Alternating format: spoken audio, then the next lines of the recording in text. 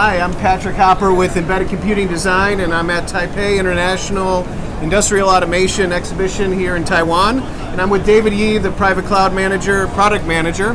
And we're talking about IoT, the cloud, and a lot of new solutions that Advantech is working on. So can you tell us a little bit more about that? Thank you, Patrick.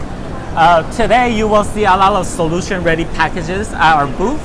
And what we mean by solution-ready packages are these are management tools that factory could quickly adapt into their factory to manage their shop floor, their equipment, or their process. And these solution-ready packages, they're about 60 or 70 or even 80% for a lot of factory. And what they could do is they take these software solution and develop on top of it. So traditionally at Advantech, you see gateways to collect data.